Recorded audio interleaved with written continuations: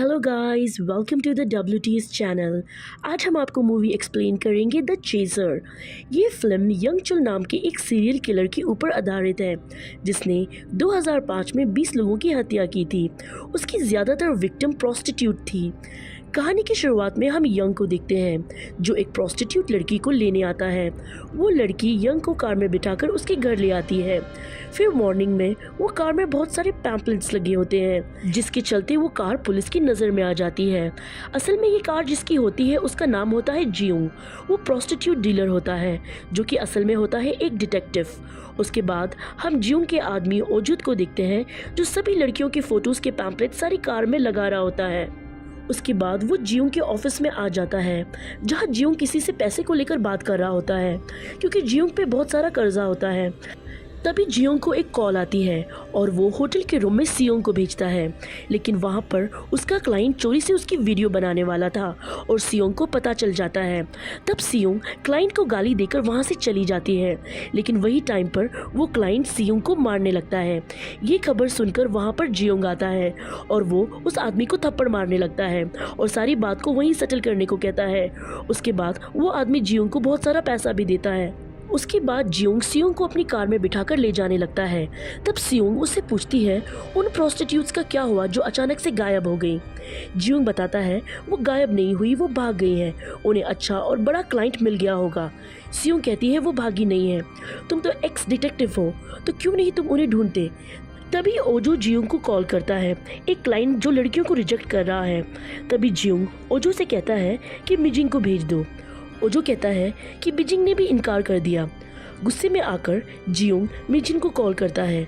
यहाँ पर मिजिंग थोड़ी बीमार होती है और वो जियोंग से छुट्टी मांगती है, लेकिन जियोंग उसे गुस्सा करता है जिसके चलते वो मान जाती है और तैयार होकर एक पोस्ट ऑफिस के बाहर पहुँचती है। फिर ओजो जियोंग से पूछता है कि वो आदमी मान गया। जियोंग कहता है कि हाँ मान गया। फिर जियोंग अपनी फ़ोन हिस्ट्री में वो आदमी का नंबर चेक करता है। उस नंबर के एंड में होता है 4885, जिसे जियोंग को लगता है कि शायद इस नंबर को मैं जानता हूँ।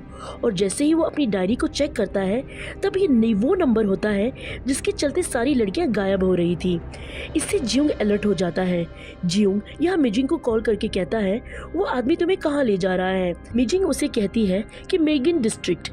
जियोंग मिजिंग से कहता है कि तुम अलर्ट रहना, जैसे ही तुम वहाँ पहुंचोगी वॉशरूम का बहाना बनाकर मुझे उसका एड्रेस और लोकेशन सेंड कर देना। इसके बाद हम मिजिंग और यंग को देखते हैं। उसके बाद जियोंग अपने एक फ्रेंड गिलो को कॉल करता है जिसकी ड्यूटी सिटी के मेयर की प्रोटेक्शन पर लगी होती है। जियोंग गिलो से हेल्प मांगता है कि शायद वो आदमी मेरी लड़कियों को आगे बेच रहा है, तुम मेरे पास अपने कुछ आदमी भेज दो। लेकिन उसी वक्त मेयर पे एक आदमी कचरा फेंक देता है और गिलो अपनी टीम के साथ वहां चला जाता है और जियोंग का फोन कट हो जाता है। फिर सीन शिफ्ट होकर मिजिंग और यंग की तरफ मुड़ता है। यहाँ पर मिजिंग यंग को शावर लेने के बहाने वॉशरूम में जाकर जियोंग को यहाँ का एड्रेस भेज रही होती है, लेकिन सिग्नल नहीं होने के कारण वो मैसेज नहीं भेज पाती। तभी वो वॉशरूम के टब में कुछ बाल और खून के धब्बे देखती है जिसे देखकर वो डर जाती है। बाहर आकर वो कार से कुछ सामान लेने का बहाना बोलती है। डोर को यहाँ यंग ने पूरी तरीके से लॉक कर दिया होता है। दूसरी तरफ जियोंग मिजिंग को कॉल करने की कोशिश करता है, लेकिन मिजिंग का कॉल नहीं लगता। फिर हम यंग को देखते हैं जो मिजिंग को टॉर्चर कर रहा होता है। यंग मिजिंग से कहता है एक रीज़न दो ताकि मैं तुम्हें जिंदा छोड़ दूं। मिजिंग उसे कहती है कि मेरी एक 7 साल की बेटी है। तब यंग उसे कहता है कोई बात नहीं, किसी को नहीं पता चलेगा कि तुम कहाँ चली गई। इसके बाद यंग एक हथौड़ा मिजिंग को मारने की कोशिश करता है, लेकिन थोड़ी सी चोट यंग के अंगूठे में लग जाती है जिसके चलते वो गुस्से में आकर मिजिंग के सर पर हथौड़ा मार देता है, जिसके चलते मिजिंग के सर से बहुत सारा खून निकलने लगता है। इसके बाद यंग के घर की डोरबेल बजती है। जब यंग गेट पर जाकर देखता है तब यहाँ एक कपल दरवाजे में मिस्टर पार्क के बारे में पूछते हैं। वो कपल पूछते हैं कि हमने मिस्टर पार्क को चर्च के बाद कहीं नहीं देखा। दरअसल ये घर मिस्टर पार्क का है जिसे मारकर यंग यहाँ पर रह रहा है। यंग उन कपल को घर में बुलाकर उन्हें भी मार देता है और उस कपल की कार को लेकर दूर कहीं ड्रॉप करने निकल जाता है। लेकिन रास्ते में उसका जियोंग की कार के साथ एक्सीडेंट हो जाता है, जहां जियोंग यंग को कहता है मैं तुम्हें पैसे कर दूंगा, बस मुझे अपना नंबर दे दो। यंग जियोंग से कहता है छोड़ो, मुझे कुछ नहीं चाहिए। तब जियोंग उसके कपड़ों पर खून दिखता है, जिसके चलते वो 4885 वाले नंबर पर कॉल करता है और उसी टाइम यंग का फ़ोन बजने लगता है और यहाँ पर जियोंग को पता चल जाता है कि यंग ही वो आदमी है। इसके बाद यंग यहाँ से भागने लगता है, मगर जियोंग उसको पकड़ लेता है और यंग को उसके घर का एड्रेस पूछता है, मगर यंग उसे कुछ नहीं बताता। उसके बाद जियोंग उसे हथकड़ी लगाकर अपनी कार के पास ले आता है। वहीं पुलिस वाले भी उसे अरेस्ट कर लेते हैं और उसे पुलिस स्टेशन ले आते हैं। जियोंग ऑफिसर से कहता है कि इसे पूछो मेरी लड़कियां कहाँ हैं, इसने उनको कहाँ भेज दिया, लेकिन ऑफिसर उस पर कोई ध्यान नहीं देते। ऑफिसर यंग से कुछ सवाल जवाब करते हैं कि ये कार किसकी थी, लेकिन यंग उन सवालों का जवाब नहीं देता। फिर वो यंग से पूछते हैं क्या सच में तुमने उन लड़कियों को बेच दिया। यहाँ पर यंग ऑफिसर को कहता है नहीं नहीं, मैंने तो बस उन्हें मार दिया। यहाँ पर गिलो आता है जो यंग को अपने साथ लेकर जाता है और जियोंग को रिपोर्ट करने बोलता है, जिसके बाद जियोंग वही कार की तलाशी लेने लगता है जिसमें यंग था। तभी उसको यंग की घर यानी मिस्टर पार्क के घर की चाबी मिलती है। यहाँ पर गिलो यंग से पूछता है तुम लड़कियों को कैसे मारते हो। तब यंग कहता है हथौड़े से, लेकिन मिजिन अभी जिंदा है, उसे मारना बाकी है। अब सीन शिफ्ट होता है जियोंग पर, जो कि यंग के घर को ढूंढ रहा होता है, लेकिन वो ढूंढ नहीं पाता और वो ओजो को काम पर लगाकर गिलो के ऑफिस में चला जाता है। यहाँ पर यंग गिलो को पूछताछ में मारने की टेक्निक बताता है कि मैं उन्हें मारकर पूरी रात खून बह जाने का वेट करता हूँ ताकि उनकी बॉडी थोड़ी हल्की हो जाए, फिर उनकी बॉडी के टुकड़े कर कर उन्हें जला देता हूँ। गिलो यंग से पूछता है तुमने वो 9 लोगों की बॉडी को कहाँ जलाया। यंग उसे कहता है 9 नहीं 12 लोगों को मारा है मैंने। ये सुनकर गिलो उस पर गुस्सा करता है कि रिपोर्ट में तो तुमने कहा कि 9 लोगों को मारा है। उसके बाद जियोंग के साथ एक ऑफिसर को मिजिन के घर भेजा जाता है ताकि मिजिन का डीएनए ले सके और उसको जियोंग की टी शर्ट पे लगे ब्लड के साथ मैच कर सके, ताकि उनको सबूत मिल सके कि यंग ने ही मिजिन को मार दिया है। फिर हम गिलो को चीफ के साथ देखते हैं जिन्हें वो सारी रिपोर्ट देता है, जिसमें यंग कहता है कि वो जगह भूल चुका है जहाँ मैंने लोगों को मारा था। दूसरी तरफ जियोंग यंग के भाई बहन से इन्वेस्टिगेट करता है कि तुम्हारा भाई कहाँ रहता है, लेकिन वो जियोंग से कहते हैं कि हमें उसे 3 साल हो गया नहीं देखा है। दूसरी तरफ चीफ को यंग की रिपोर्ट आती है कि अगर हमें यंग के खिलाफ कोई सबूत नहीं मिला तो उसे छोड़ना होगा। फिर चीफ अपनी टीम को हिल पर जली हुई बॉडी ढूंढने भेज देता है, लेकिन उन्हें वहाँ कुछ नहीं मिलता। फिर हम यंग को इंटेरोगेशन रूम में एक साइकियाट्रिस्ट के साथ देखते हैं। साइकियाट्रिस्ट यंग को उकसाने लगता है कि तुम्हारी मर्दानगी खत्म हो चुकी है, इसलिए तुम औरतों को मारते हो। ये सुनकर यंग चिढ़ जाता है और साइकियाट्रिस्ट को मारने की कोशिश करता है। दूसरी तरफ जियोंग मिजिन को ढूंढने की कोशिश करता है, लेकिन मिजिन उसे कहीं नहीं मिलती। इसी दौरान मिजिन की बेटी बीमार पड़ जाती है और उसे हॉस्पिटल में एडमिट किया जाता है। इसके बाद जियोंग पुलिस स्टेशन में आकर यंग को पीटने लगता है और गिलो अपने लोगों के साथ बाहर वेट करता है। तभी वहाँ एक लेडी ऑफिसर आकर कहती है कि यंग ने एक एड्रेस बताया है। एड्रेस था 18931। हम यहाँ यंग के घर में मिजिन को देखते हैं जो कि जिंदा होती है और खुद को खोलने की कोशिश कर रही होती है। यहाँ पुलिस की टीम यंग की बताई हुई लोकेशन पर पहुँचती है और सर्च करती है, लेकिन जियोंग वहाँ उन्हें कहता है कि यंग उन्हें बेवकूफ़ बना रहा है। दूसरी तरफ चीफ यंग को कार में बिठाकर उसी लोकेशन पर ले जाने लगता है, लेकिन वहाँ मेयर की तरफ से एक ऑफिसर आता है जो कि यंग की चोट को देखकर कहता है कि लोगों पर इसका बुरा असर पड़ेगा, इसलिए मेयर चाहते हैं कि तुम यंग को छोड़ दो और उसको मारने वाले आदमी को पकड़ो, यानी जियोंग को।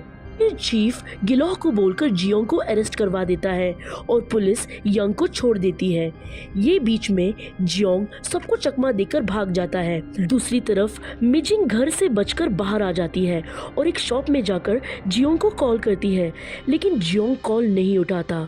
यहाँ पर हम यंग को देखते हैं जो सिगरेट खत्म होने के कारण एक शॉप में जाता है और यहीं पर उसका पीछा एक फीमेल ऑफिसर कर रही होती है। शॉप लेडी यंग को कहती है हमारे आसपास के इलाके में एक साइको किलर घूम रहा है।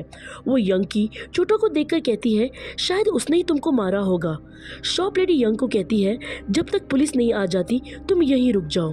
यंग उसे कहता है वो किलर यहाँ क्यों आएगा, तो वो उसे कहती है जिस लड़की को वो अधमरा छोड़ गया था वो मेरी शॉप में आई है उससे बचकर। तब वो उसे कहता है कि आपको प्रोटेक्ट करने के लिए मुझे एक हथौड़ा मिल सकता है। दूसरी तरफ हम जियोंग को देखते हैं जो मिजिंग को हर तरफ ढूंढ रहा होता है। फिर कहानी यंग पर आती है जो शॉप लेडी से हथौड़ा लेकर उसे ही मार देता है। उसके बाद वो आकर मिजिंग को मिलता है। वो उसे कहता है तुम वहाँ से बचकर कैसे बाहर आई, और इसके बाद वो मिजिंग को बेरहमी से मारने लगता है जिससे पूरी दीवार पर मिजिंग का खून उड़ने लगता है। और मिजिंग के मरने के बाद भी यंग उसे मारने से नहीं रुकता। उसके बाद जियोंग यह शॉप के पास आता है जहां फीमेल ऑफिसर गिलोह को इन्फॉर्म करके बुला लेती है, और उसे देखकर जियोंग समझ जाता है कि मिजिंग ज़रूर यहीं होगी। वो क्राइम सीन को क्रॉस करने की कोशिश करता है लेकिन ऑफिसर उसे जाने नहीं देते। फिर सीन शिफ्ट होकर हॉस्पिटल की तरफ मुड़ता है जहां ओजो को जियोंग कहता है कि मिजिंग की बच्ची का ध्यान रखना। फिर हम यहाँ पर यंग को देखते हैं जो मिजिंग के बॉडी पार्ट्स को फिश टैंक में रखकर एंजॉय कर रहा होता है। दूसरी तरफ जियोंग क्राइम सीन पर आता है जहां उसे मिजिंग का वॉइस मैसेज मिलता है जो कह रही होती है मैं बहुत डरी हुई हूँ और मैं ये जॉब और नहीं कर सकती। ये सुनकर जियोंग बहुत ज़्यादा डिस्टर्ब हो जाता है। फिर सीन शिफ्ट होता है यंग पर जो ओल्ड कपल की डेड बॉडी को दफना रहा होता है।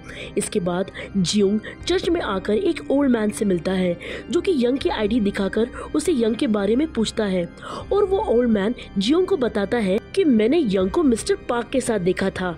मिस्टर पार्क के साथ मिलकर उसने ही यहाँ की मूर्ति बनाई थी, तो पक्का तुम्हें ये मिस्टर पार्क के घर मिलेगा। इसके बाद जियोंग मिस्टर पार्क के घर आता है जहाँ उसे यंग मिलता है, और वो यंग को घर के अंदर लेकर उसे बहुत मारता है।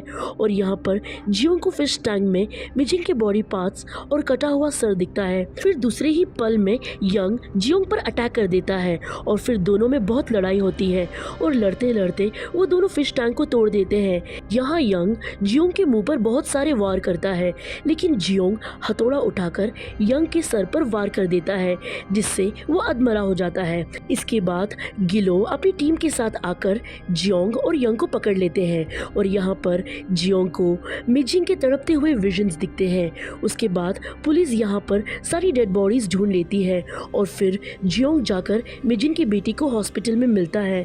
इसके बाद ये मूवी की कहानी यहीं पर ख़त्म हो जाती है। कहानी के आखिर में अब बात करते हैं असली केस की जो कि इस मूवी से कहीं ज़्यादा खतरनाक है। इस आदमी का नाम था यंग चुल, और ये बंदा तो अपने हाई स्कूल से बदनाम होना शुरू हो गया था जिस पर चोरी के, चाइल्ड पोर्नोग्राफी बेचने के, धोखाधड़ी, चाइल्ड अब्यूज़ और चाइल्ड रेप। फिर उसके बाद ये पूरी तरीके से एक सीरियल किलर बन गया था जहां उसने 26 औरतों को मारा था जिसमें ज़्यादातर प्रोस्टिट्यूट और रिच थी। जिनको मारने का उसने ये रीज़न या स्टेटमेंट दिया था कि वुमेन को प्रोस्टिट्यूट नहीं बनना चाहिए, और अमीरों को मारने का ये रीज़न बताया था कि उन्हें पैसों का इस्तेमाल करना ठीक से नहीं आता। और उसने ये भी बात कबूल की कि उनको मारकर उनके बॉडी पार्ट्स खाया करता था, खास करके उनके लीवर को। इस सब क्राइम के लिए इसे फांसी की सज़ा सुनाई गई है और आज भी ये अपनी फांसी का वेट कर रहा है। और फन फैक्ट तो ये है कि साउथ कोरिया में किसी को फांसी पे लटकाया ही नहीं जाता। 1997 में इसे बैन कर दिया गया था, और इसलिए यंग चुल और उसके जैसे कई क्रिमिनल आज भी जेल में बंद है और अपनी मौत का इंतज़ार कर रहे हैं। इस केस को डिटेल में पढ़ने के लिए आप हमारे डिस्क्रिप्शन में लिंक है, उसे चेक कर सकते हैं। खैर, कहानी आपको पसंद आए तो please share, like and comment कीजिए।